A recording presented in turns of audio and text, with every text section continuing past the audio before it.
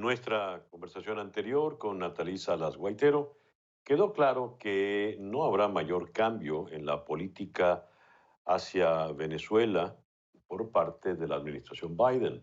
Anthony Blinken es un diplomático con vasta experiencia que sobre todo hará ajustes en lo que él considera las sanciones, pero por lo pronto ya han sido firmes en reconocer a Juan Guaidó y en condenar a la dictadura de Maduro. Le calificó el señor Blinken en su comparecencia en el Senado como un dictador brutal. Esta mañana en nuestro programa de radio Día a Día conversábamos con el profesor en la Universidad Internacional de Florida, Eduardo Gamarra, quien nos decía, Blinken en realidad es un conservador con mucha experiencia. De manera que los que habían vendido a la administración Biden como socialista, que aliviaría la presión sobre Venezuela, pues no tenían razón, se han equivocado y va a todo lo contrario. Esto nos lleva a un punto interesante.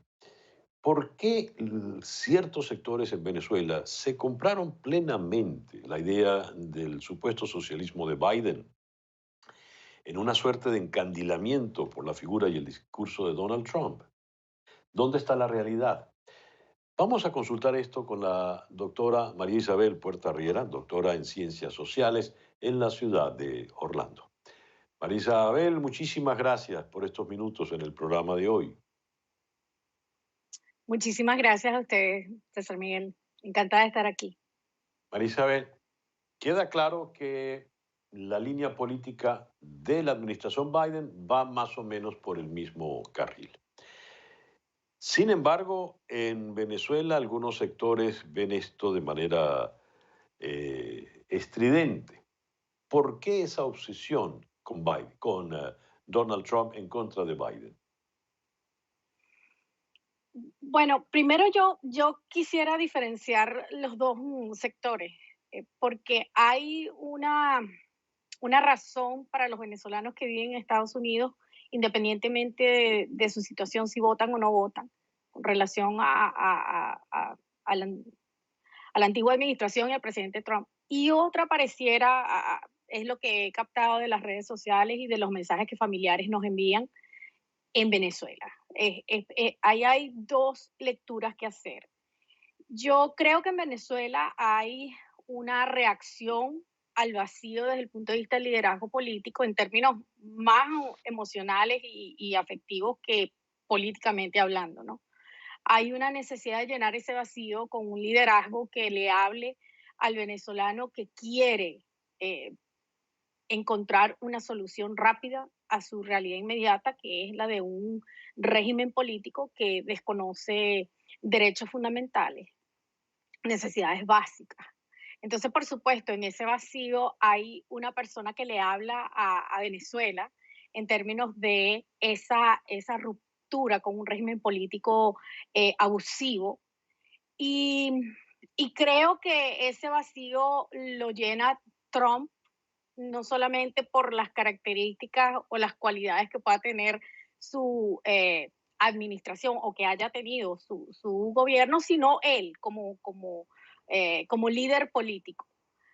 Eso, por supuesto, pareciera que es lo que ha calado en un sector de la oposición en Venezuela, que no es que sea muy distinto del venezolano que hace vida aquí en Estados Unidos y muy concretamente en la Florida. Aquí hay Ujú. otros elementos que habríamos que incorporar que tienen que ver con una realidad política y con una necesidad de participar políticamente en una sociedad que tiene unos valores y unas costumbres que para nosotros son diferentes. Y lo mencionaba, hubo gente que compró ese discurso del Biden socialista y que ahora se están encontrando con que no es que solamente Biden nunca ha estado de ese lado del espectro político, sino que además los demócratas tienen pues una gran variedad de Mm. corrientes y subgrupos. Y lo estamos viendo ahorita, es una realidad política que implica negociar no solamente con el Partido Sí. Republicano, sino también dentro de los demócratas. A ver, María Isabel, fíjate, al día siguiente de Donald Trump salir de la Casa Blanca y entrar Biden. Al otro lado del océano, en África, en Cabo Verde, le dan casa por cárcel a Alex Saab. Sa- En el Twitter se leyó, salió Biden y ya le dan casa por, entró Biden y ya le dan casa por cárcel a sí, Saab, como si una cosa tuviese una vinculación directa con la sí, otra. Me gustaría sí. tu opinión al respecto. Yo creo que para ese sector que está muy persuadido de que Biden y los demócratas son socialistas o que son contrarios a lo que son sus intereses, ese sector va a seguir buscando el cumplimiento de sus es como si fuese el horóscopo, ¿no? Las predicciones. Ujú. Biden es socialista, va a negociar con Maduro para favorecer a Maduro, entonces eso forma parte de esa narrativa.